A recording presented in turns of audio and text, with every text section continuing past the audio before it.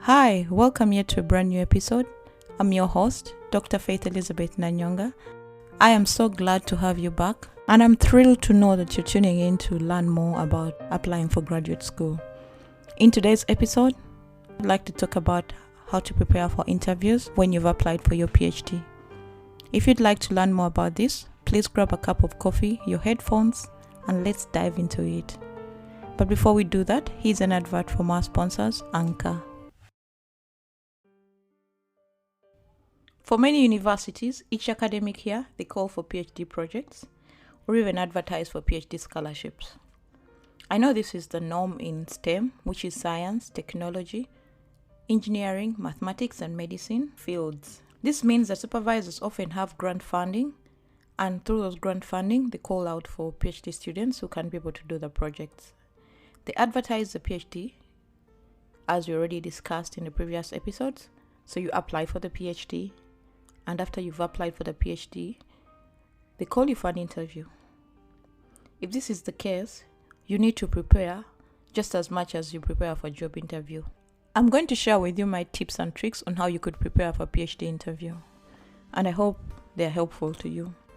First and foremost, you need to read around the topic of the PhD that you applied for or you're interviewing for. By reading around the topic, I mean, pick at least 3 key papers from the supervisor's research group and read around them. Also, if your topic is totally new, find information about the PhD and read around it. It's very important for you to go for the interview when you're a bit knowledgeable and you have like a clear understanding of what the PhD is about. Don't just show up without preparation. I'm going to share with you a story about this particular student who applied to join my research group where I did my PhD. So my PhD supervisor was looking for an honors student to do an honors project in the lab. So they put up an advert and this student applied. This student had everything that was needed to get an honors project. So when the student applied, the student was called for an interview. And when the student showed up at that interview, they didn't really know what the supervisor was working on and didn't even know like the basic information that someone would expect you to know, like what type of virus the person is working on, what type of research is being done in the lab. So despite the student having good recommendations and good grades, they weren't able to get the honors scholarship or the honors project to work in the lab. So what this story is trying to tell you is that make your preparation. You might have everything, your cover letter is perfect, your CV is perfect, you have good grades, but when you show up on an interview when you're not knowledgeable or you don't show that you took an initiative to learn and understand exactly what's happening in that research group, no one is going to select you for the PhD. So do your research. The research is very important. This will give a very good impression to your interviewers and it also put you out of the pile. Imagine if you're the one interviewing and someone shows up and they know everything, what will you do? You select them for that job, you select them for that PhD. So put yourself in the interviewer's shoes and do exactly that. Prepare and be ready to answer some key questions that they ask you at your interview. My next tip is think about some questions that they might ask you at the interview beforehand and practice some answers to them. For example, most interviews they'll ask you a question like, tell me about yourself. So if they ask you that question, think about what you'd answer. So it's very important that you do some preparation in terms of the anticipated questions and also finding answers to those questions. If you're just like me, sometimes nerves come in and you might lose your train of thought and not even speak audibly. So think about these questions and finding short answers and rehearsing them over time. It will give you a good understanding and also you look like you're knowledgeable when you do the interview. So just do that.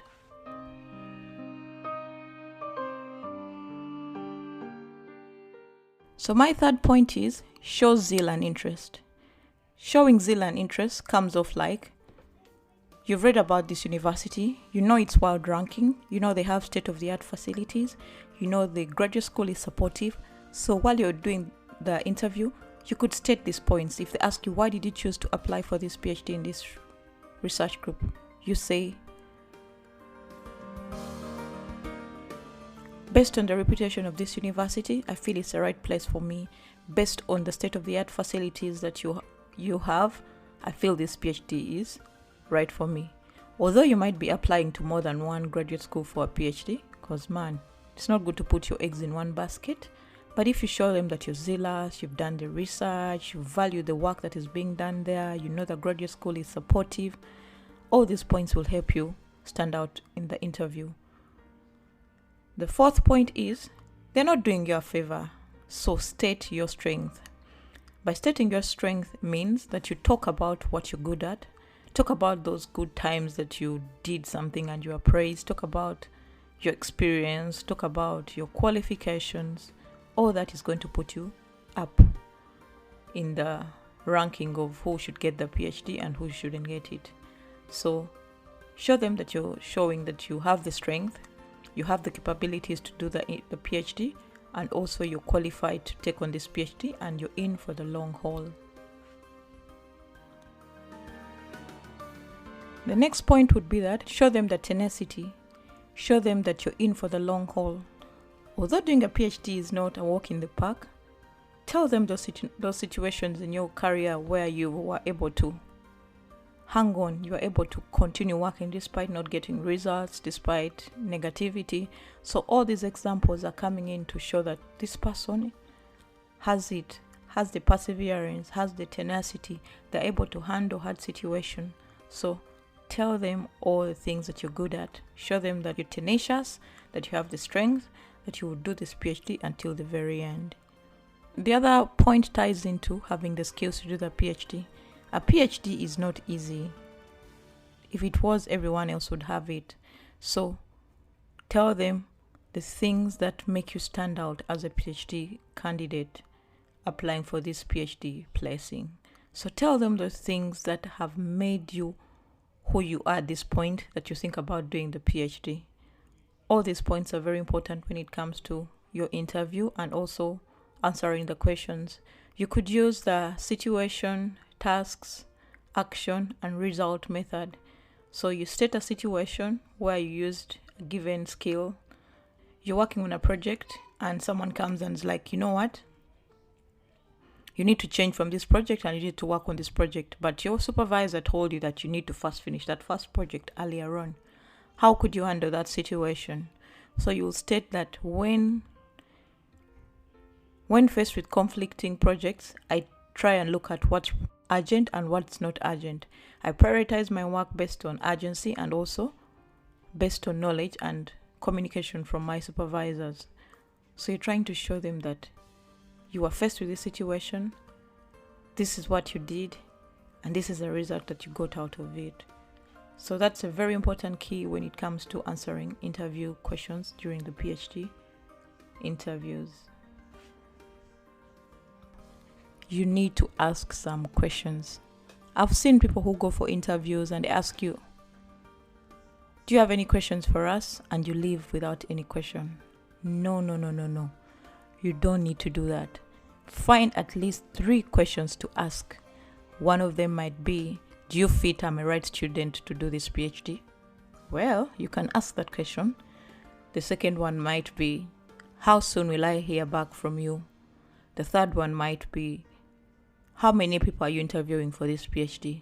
The fourth one might be, when do I start if I'm chosen for this PhD? You see, I've given you 4 questions.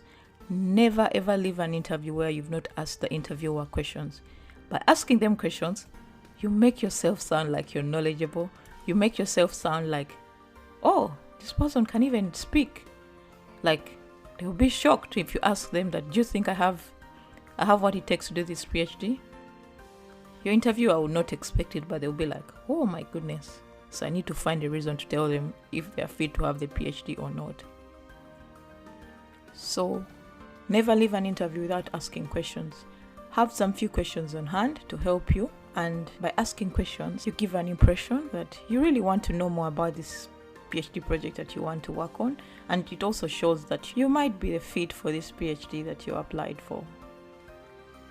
So I hope you picked something from this episode. It's been a bit short, but those are my key tips and tricks when it comes to doing interviews for PhD. What you need to remember is that you need to prepare for it just as you prepare for a job interview.